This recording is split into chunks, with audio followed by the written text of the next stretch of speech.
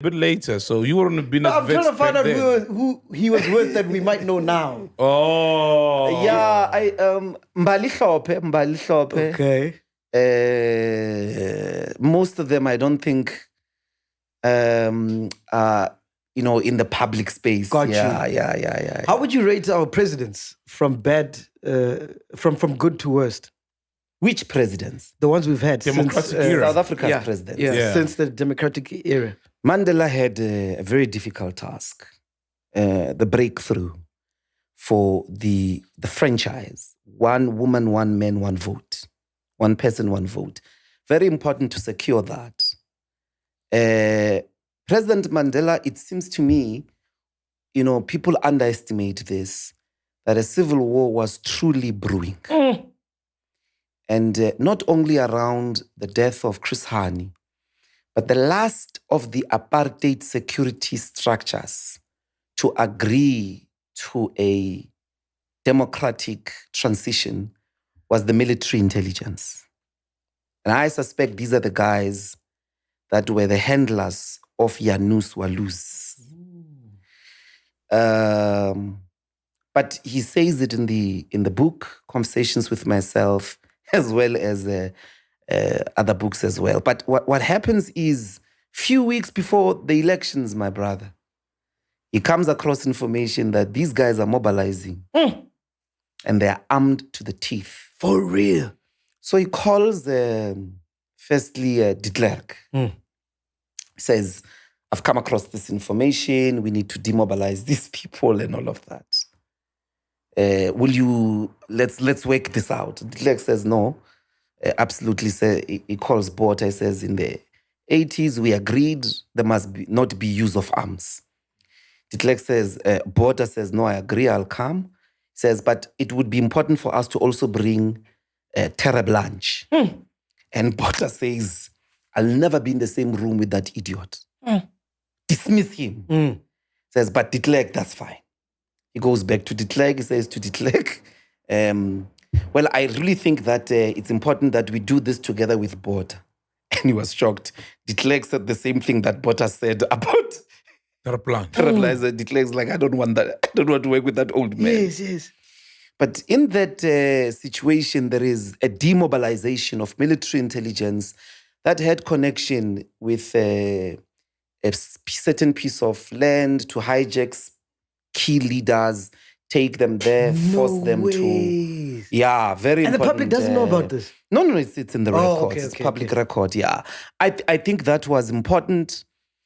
There were many outstanding issues, obviously, which the TRC attempted to deal with on the one hand, and there were economic questions, but our constitution has a lot of room for radical economic transformation and economic emancipation. So I think that he left an important legacy in that sense. And then Mbeki, Thabo Mbeki? President Mbeki was a brilliant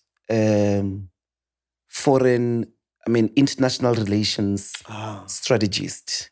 Did he like the bottle, by the way? He built our international relations policy framework, the continent in particular. Do you know that when the problems of Zimbabwe started in relation to the land? Yes. At the time, Tony Blair was the UK Prime Minister. Yeah.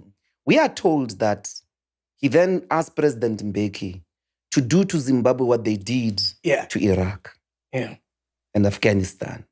President Mbeki said, over my dead body.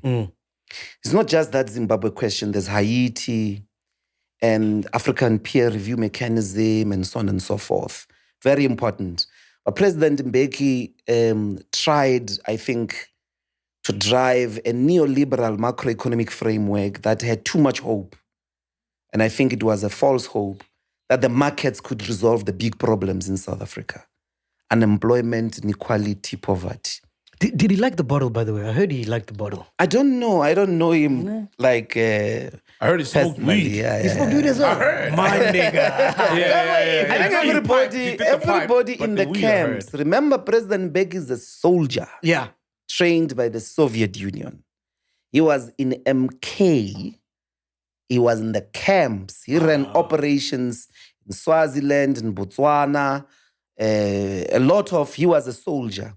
In the bush, it's very possible that, Smoke some whether trees. you drink it as tea or you smoke it. I think a lot of them have had to cross that path and so on and so forth. So, I'm saying that I don't know as a matter of fact. President Jacob Zuma.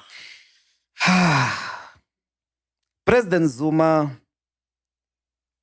is the president that was responsible for the ANC when the youth league crisis occurred. Okay. It's very hard for me to look past that. The youth league led by Julius Malema, Makaka, and all of them raised important generational radical policies. It was dismantled. It was an important vehicle for us young people. On the one hand, I think that needs to be, in my view, I have never had an interaction with him. And that I worry about that particular, he was the president. Because in the struggle, we don't destroy comrades. The struggle, the revolution is a responsibility to build, to make good out of every comrade. That moment is very important to me. He was the president during Marikana. He was the president that was presiding over the country. But certainly, again, there's a lot of credit in relation to the work he did on BRICS. And President Zuma had a much more willingness to experiment as well with free education. Because fees must fall happened under him. Oh, yes. And there's a lot to be said about how the state treated those activists. He was the president. So certainly I think in his era, there was an important work done to consolidate an agenda of the global South. What did you think of his relation with the Guptas? It's well publicized. There's this question of corruption. Yeah. These all Nkandla, the reason we're doing payback the money. Yes, I remember. In Parliament, and the Guptas. I don't know that he has had, because of the problems of the Commission of Inquiry, he has not had a chance to be interrogated around those questions. Some President Mbeki went to be interrogated about the arms deal. He sat in that commission, got even disrespected by some white racist lawyer, but he sat there to account, to be questioned and interrogated. The questions of the Guptas and all of that remain largely, in my view, open. And President Zuma had to assist the country. But doesn't the history show that whoever is in power will always feed their friends, in terms of during Zuma it was the Guptas, but maybe before it was someone else, the Russians or There's whatever. always a proximity of business people to politicians who are in power.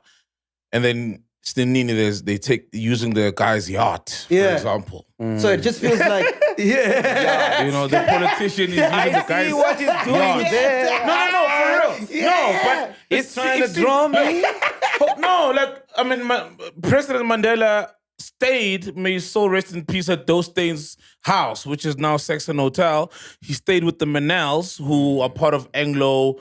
And, there's always been cozy relationships between very rich businessmen and politicians. And to me, that's always like a double standard of some sort. And it was highlighted with Zuma, but as I mentioned now, it's been happening long before Jacob Zuma, even with Mandela. And he had really cozy relationships with serious business people in mining and all sorts of business. Well, we have a billionaire president as we speak. Do you think he's got the billions?